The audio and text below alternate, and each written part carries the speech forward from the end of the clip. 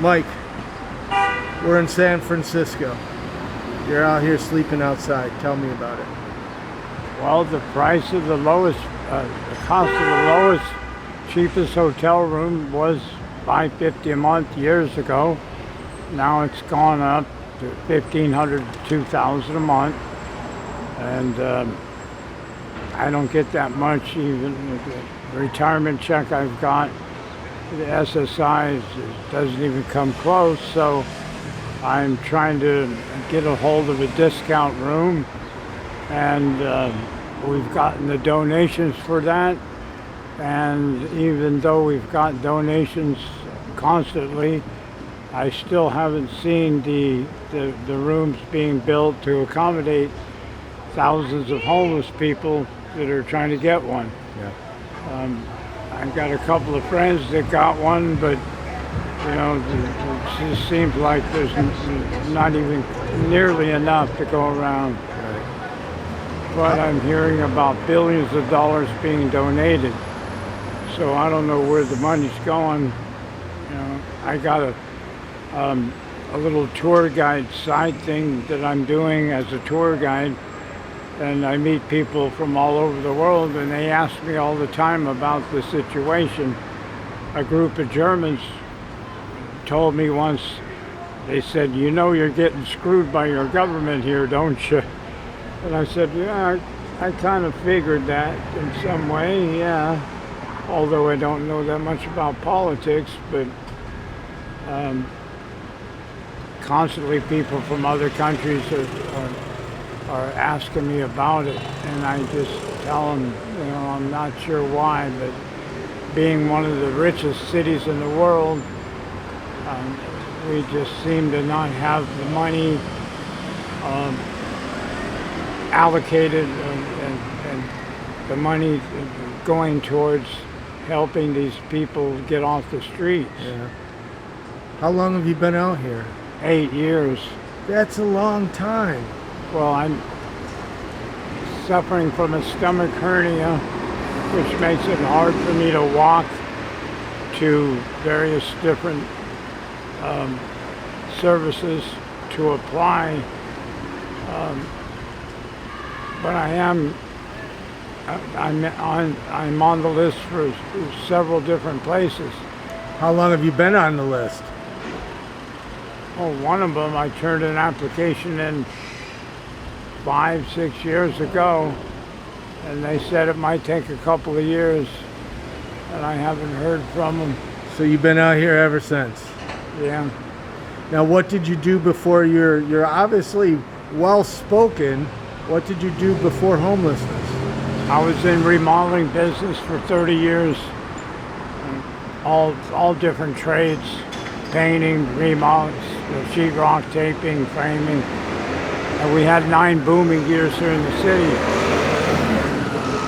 We have a lot of jobs, and the jobs are picking up again like they used to. That's one reason why I want to stay here in a city that's got a lot of things going for it, a lot of opportunities. So if I could find out how to get off the street and get into a home. Yeah. Now, how old are you? 65. This is not how to spend your retirement. Yeah, I'm not even close to getting enough money to be able to get a room, maybe for a couple of weeks, not the whole month. Right. So how do you survive out here? Do a lot of praying. I make money on tips. I tell people different things they want to see and help them find things. And I'm a jazz guitar player, so I can help them if they want to find live music and where to go find it. And that sometimes gets you a small tip. So that's a little extra money to be able to survive. You buy blankets or food or whatever you need to get through the night. The nights are very cold. I didn't realize it till I came here The nights are really cold here.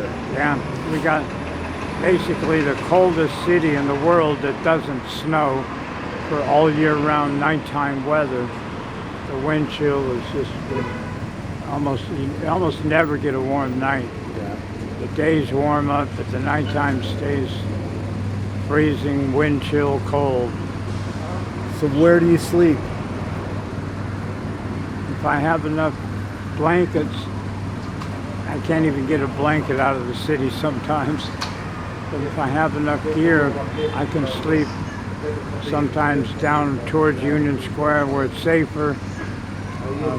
If I'm not too cold, otherwise I don't sleep until the sun comes up, if it comes up the next day, where it's safer and warmer. Yeah, it's dangerous at night, Yes, especially being a senior citizen. it's very cold and it can be sometimes dangerous to just lay down and sleep anywhere in the city. What would you want people to know about homelessness that they probably don't know?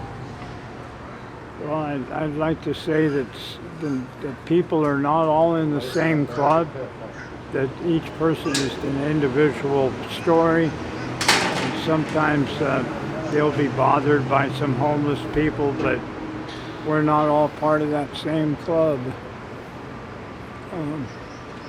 Some people out here are actually trying to get ahead, and they're polite and nice, and they're worthy to help out.